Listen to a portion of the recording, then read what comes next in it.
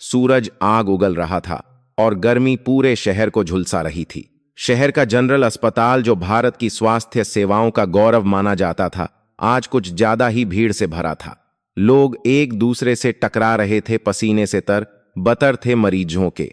रोने, चिल्लाने और कमजोर बूढ़ों के कराहने की आवाजों से पूरा माहौल दमघोंटू और बेचैन करने वाला था।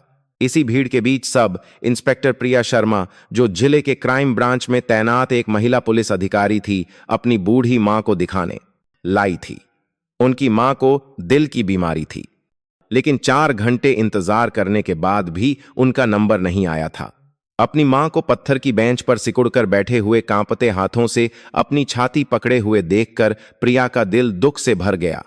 प्रिया बेटा, तुम काम पर चली जाओ, मैं और इंतजार कर लूंगी, बूढ़ी मां ने धीरे से कहा। नहीं मां, आपकी तबीयत ठीक नहीं है, मैं कहीं नहीं जाऊंगी। प्रिया ने अपनी मां का हाथ कसकर पकड़ लिया। उसकी आंखों में गहरी चिंता थी। उसने समाज में कई बार अन्याय होते देखा था, लेकिन आज अपनी मां को इस तरह इंतजार करते देखना उसके लिए असहनीय था।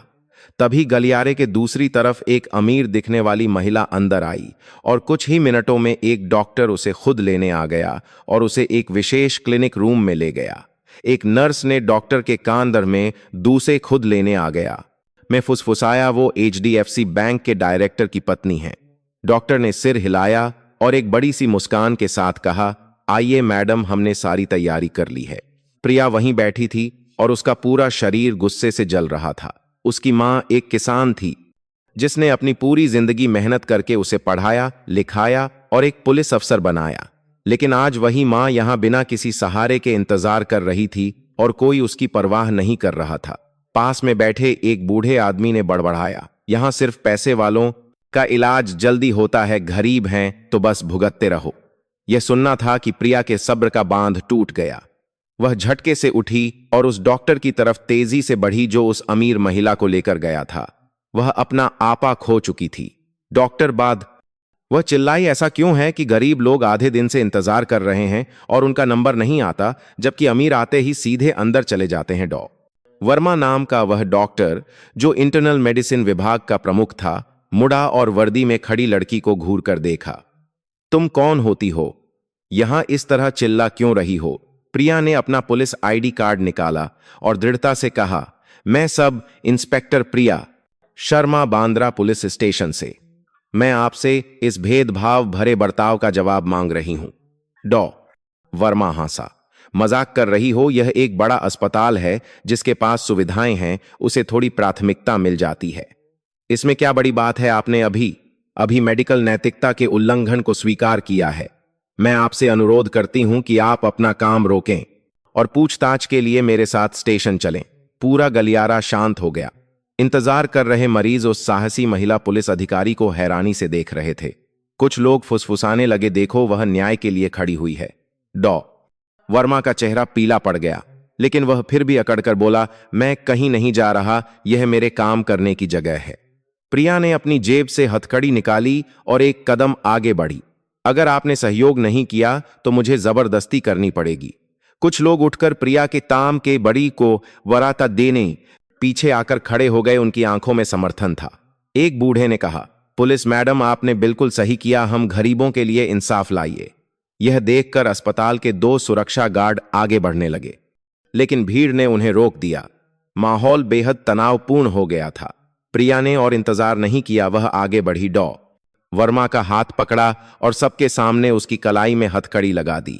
आपको भेदभाव और मेडिकल नैतिकता के उल्लंघन के आरोप में जांच के लिए हिरासत में लिया जा रहा है।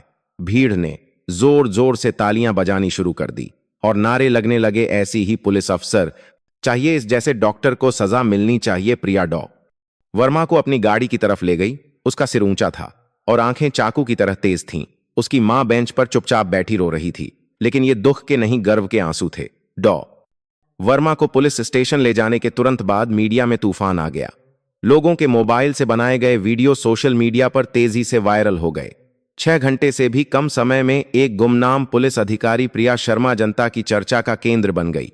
लोग उसे अन्याय के खिलाफ लड़ने वाली नायिका कह रहे थे, जबकि मेडिकल जगत ने तीखी प्रतिक्रिया दी। यह कहते हुए कि उसने अपने अधिकार क्षेत्र का उल्लंघन किया है और प्रक्रिया में गलत तरीके से हस्तक्षेप किया है। बांद्रा पुलिस स्टेशन में भी माहौल कुछ कम तनावपूर्ण नहीं था। डीसीपी अजय सिंह, जो जिले के पुलिस प्रमुख थे, ने उसी दोपहर प्रिया को अपने दफ्तर में बुलाया। प्रिया, तुम्हें पता है कि आज सुबह तुमने जो किया है उससे पूरे शहर में हंगामा मच गया है। मिस्टर सिंह ने उसे चिंता और जिज्ञासा भरी नजरों से देखा।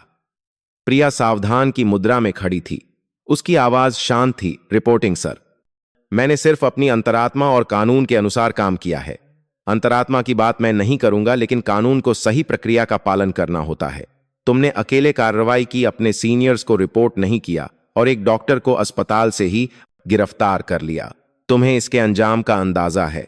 प्रिया ने अपने होंठ भींच लिए। वह यह अच्छी तरह जानती थी, लेकिन अगर उसे फिर से उस पल में जाने का मौका मिले तो वह फिर वही करती। रिपोर्टिंग सर, अगर मैं कुछ मिनट और देर करती तो शायद मेरी मां दिल के दौरे से वहीं गिर जाती, जबकि अमीर लोगों को एयर कंडीशन्ड कमरों में ले जाया जा रहा था जहां उनके लिए डॉक्टर तैयार खड़े थे। मैं और बर्दाश्त नहीं कर सकती थी। मिस्टर सिंह ने एक लंबी सांस ली। हम तुम्हें जांच पूरी होने तक सस्पेंड कर रहे हैं।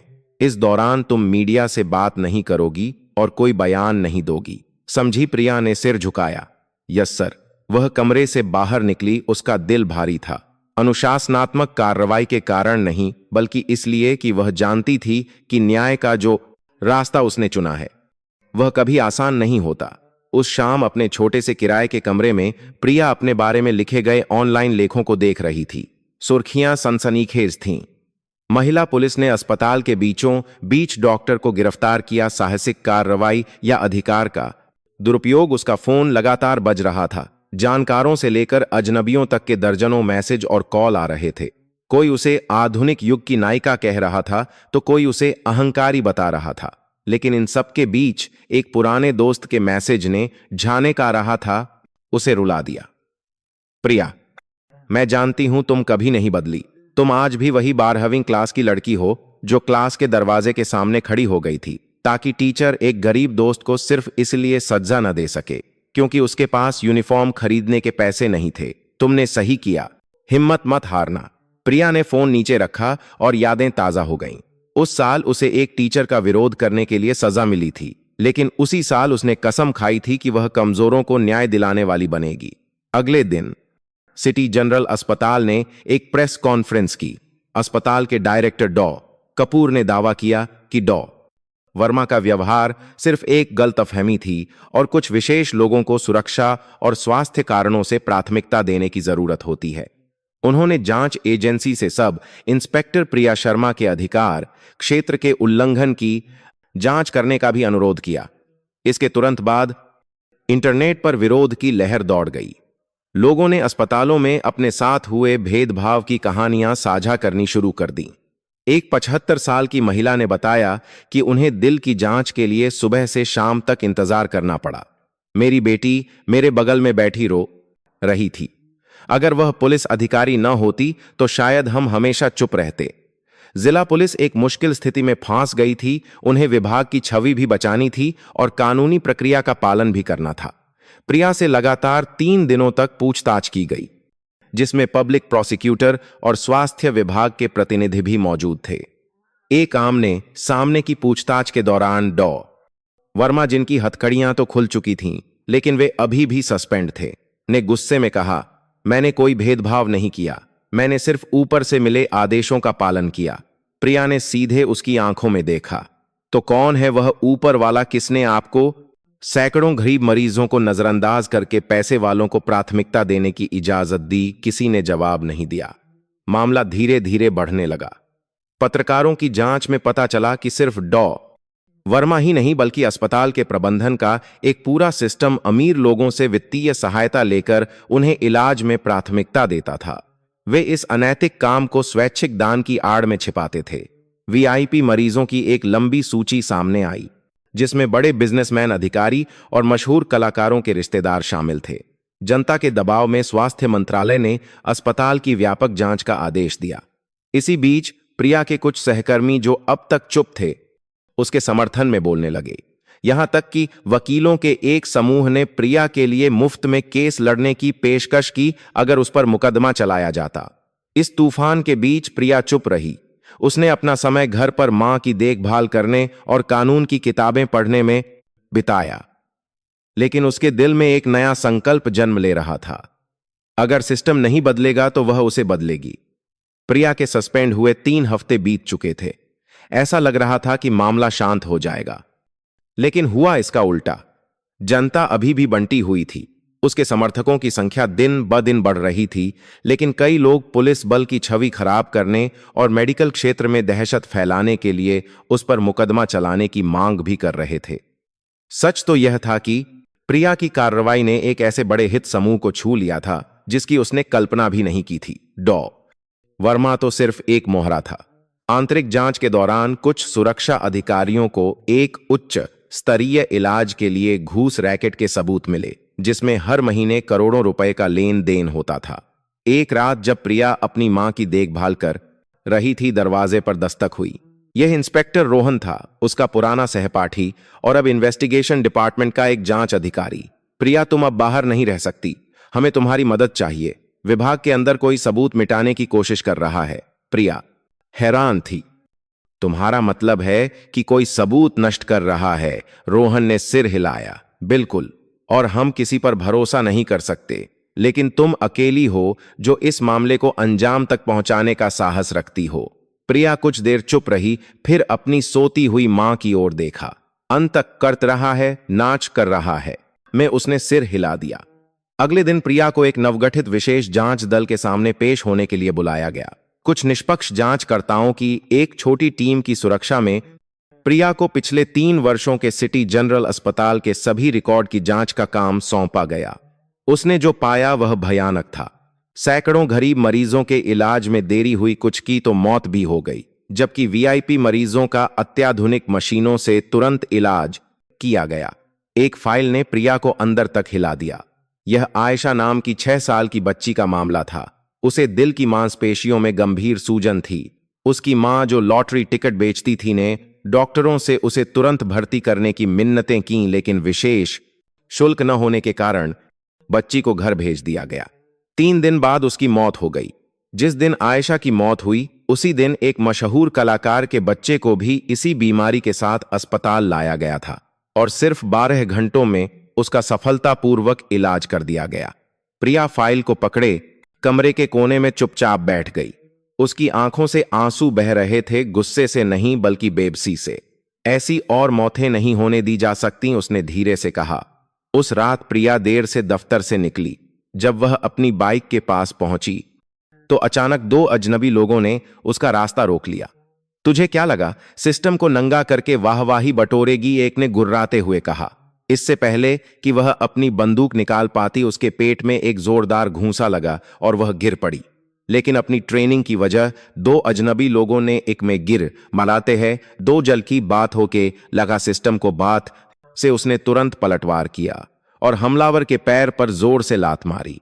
1 मिनट से भी कम समय तक चली इस हाथापाई के बाद पास से गुजर रही एक पेट्रोलिंग गाड़ी ने उसे बचाया। दोनों हमलावर पकड़े गए, लेकिन उनके रिकॉर्ड बिल्कुल साफ थे। न कोई फिंगरप्रिंट, न को से तुरंत पलटवार किया। कोई पहचान? बस एक टूटा हुआ फोन मिला। कोई मेरी जुबान बंद करना चाहता है। प्रिया ने मेडिकल स्टेशन पर अपने हाथ के घाव पर टांके लगवाते हुए रोहन से कहा। रोहन ने सिर हिलाया, उसकी आंखें गहरी सोच में थीं। तुम सही रास्ते पर हो और वे यह जानते हैं। इस घटना के बाद प्रिया को एक सुरक्षित जगह पर ठहराया गया और उसकी हर गतिविधि को विशेष टीम की सुरक्षा में रखा गया। उसने अस्पताल के वित्तीय रिकॉर्ड्स की गहराई से जांच जारी रखी और कुछ बड़े अधिकारियों और व्यापारियों के नाम पर किए गए अज्ञात स्रोतों से दान का पता लगाया।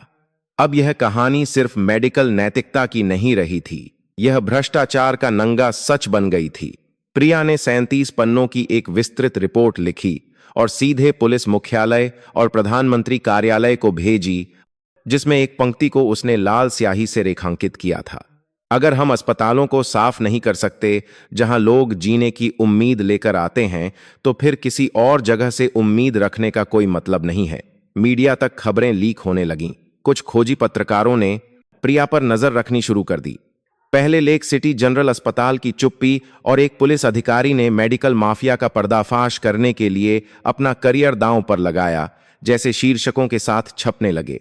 आधिकारिक तौर पर बहाल न होने के बावजूद प्रिया ने एक मजबूत लहर पैदा कर दी थी। लोग अधिकारियों को शिकायतें भेजने लगे, दूसरे अस्पतालों पर भी सवाल उठने लगे, और फिर एक दिन प्रिया का फोन बजा। यह पुलिस मुख्यालय के सर्वोच्च अधिकारी का फोन था। सब इंस्पेक्टर प्रिया शर्मा, क्या आप एक नया मिशन संभालने के लिए तैयार हैं? इस बार यह एक राष्ट्रीय स्तर का विशेष अभियान है। प्रिया ने शीशे में खुद को देखा। वह दबाव के कारण दुबली हो गई थी। वह धीरे से मुस्कुराई। हां, मैं उस दिन से तैयार हूं जिस दिन मैंने अपनी मां को अस्पताल के गलियारे में 4 घंटे इंतजार करते देखा था। ऑपरेशन सफेद मशाल नामक एक राष्ट्रीय अभियान शुरू किया गया। प्रिया ने एक बिल्कुल नई भूमिका में आधिकारिक तौर पर वापसी की, एक स्वतंत्र जांच दल की प्रमुख जो सीधे पुलिस महानिदेशक को रिपोर्ट करती थी। यह एक अभूतपूर्व मिशन था और प्रिया जैसी युवा महिला अधिकारी को पहले कभी ऐसा काम नहीं सौंपा गया था। जांच दल में 8 बेहतरीन सदस्य थे, जिनमें साइबर सुरक्षा, वित्तीय जांच और विशेष अभियानों के विशेषज्ञ शामिल थे। लक्ष्य था उस पूरे नेटवर्क को ध्वस्त करना जो मरीजों के दर्द का फायदा उठाकर मुनाफा कमा रहा था, और सिटी जनरल अस्पताल जिसकी पहली कड़ी मात्र था। पहले कुछ हफ्तों में प्रिया और उसकी टीम ने दोस्त टीम अपना गुप्त रूप से दूसरे बड़े अस्पतालों से सबूत इकट्ठा किए। वित्तीय डेटा के विश्लेषण के माध्यम से उन्होंने कई निजी और सरकारी अस्पतालों के फर्जी कंपनियों के साथ संदिग्ध लेन देन का पता लगाया।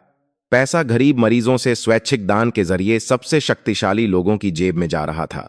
एक बार फिर प्रिया तूफान के केंद्र में थी, लेकिन इस बार वह अकेली नहीं थी। जनता, सोशल मीडिया, बुद्धिजीवी और यहां तक कि मेडिकल क्षेत्र का एक बड़ा हिस्सा भी उसका समर्थन कर रहा था। वे उसे अंधेरे में मशाल जलाने वाली कहने लगे।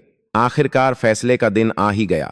2 महीने की जांच के बाद पुलिस मुख्यालय में एक विशेष प्रेस कॉन्फ्रेंस आयोजित की गई। राष्ट्रीय टेलीविजन पर लाइव एक एक करके नाम घोषित किए गए, जिनमें बड़े डॉक्टरों, अस्पताल के निदेशकों से लेकर एक राज्य के उप मुख्यमंत्री तक शामिल थे। सभी को भ्रष्टाचार, मेडिकल ही देशन अब सबते इजाजत है, प्रक्रिया के उल्लंघन और रिश्वतखोरी के आरोप में गिरफ्तार कर लिया गया। प्रिया प्रेस कॉन्फ्रेंस में बिना वर्दी के दिखाई दी। उसने एक सफेद शर्ट पहन रखी थी और शांत आवाज में कहा, हम मेडिकल जगत के खिलाफ नहीं हैं।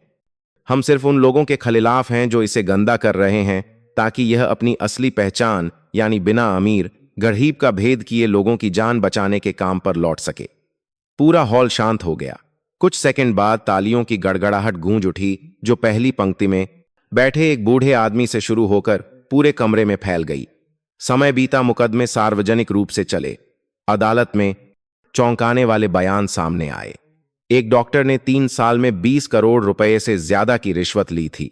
एक अस्पताल निदेशक ने एक ऐसी कंपनी को संरक्षण दिया था जो आपातकालीन सर्जरी की सूची को नियंत्रित करती थी। लेकिन वहीं कई स्वास्थ्य कर्मचारियों ने सच्चाई के लिए गवाही दी और कहा कि प्रिया की कार्रवाई ने उन्हें सिर उठाकर जीने का साहस दिया। अंत में 40 से ज्यादा लोगों को सजा सुनाई गई, जिनमें से 7 पर केंद्रीय स्तर पर मुकदमा चलाया गया। एक पूरा सिस्टम साफ हो गया। प्रिया ने कोई पदक स्वीकार नहीं किया। उसने सभी सम्मानों को अस्वीकार कर दिया। उसे जो मिला वह था स्वास्थ्य मंत्रालय में नैतिकता और इलाज प्रक्रिया में सुधार के लिए सलाहकार बनने का निमंत्रण। सर्दियों की एक सुबह प्रिया अपनी मां को एक नए सुधरे हुए अस्पताल में जांच के लिए ले गई। शब्दों में ला था स्वास्थ्य मंत्रालय में 2 से बात के लिए। कुछ बदल गया था। कोई भीड़ नहीं थी, कोई गुप्त प्राथमिकता नहीं थी। उसकी मां व्हील चेयर पर बैठी मुस्कुरा रही थी। अब मां समझी कि तुमने यह सब क्यों किया। प्रिया ने अपनी मां का हाथ पकड़ा। आपके लिए और इस देश की उन सभी गरीब माओं के लिए। दूर गलियारे के एक कोने में एक युवा डॉक्टर एक छोटे बच्चे की जांच के लिए झुका हुआ था। वह बच्चा न तो अमीर था और न ही शक्तिशाली, लेकिन वह डॉक्टर एक कोमल मुस्कान दे रहा था, जैसे सुरंग के अंत में रोशनी हो। प्रिया मुड़ी और अस्पताल के दरवाजे से बाहर निकल गई। हवा ठंडी थी, लेकिन उसका दिल गर्म था, क्योंकि कभी कभी पूरे सिस्टम को बदलने के लिए सिर्फ एक इंसान का खड़ा होना ही काफी होता है। समाप्त। दोस्तों, कमेंट्स में यह जरूर बताइएगा कि आप हमें कहां से देख रहे हैं। आपको आज की यह कहानी कैसी लगी? हम ईश्वर से प्रार्थना करते हैं कि आप जहां भी रहें हमेशा सुरक्षित और खुश रहें। अगर आपके पास भी कोई ऐसी ही दिलचस्प कहानी है जिसे आप सबके साथ साझा करना चाहते हैं तो हमें जरूर बताइए। हमें आपकी कहानियां सुनने का इंतजार रहेगा।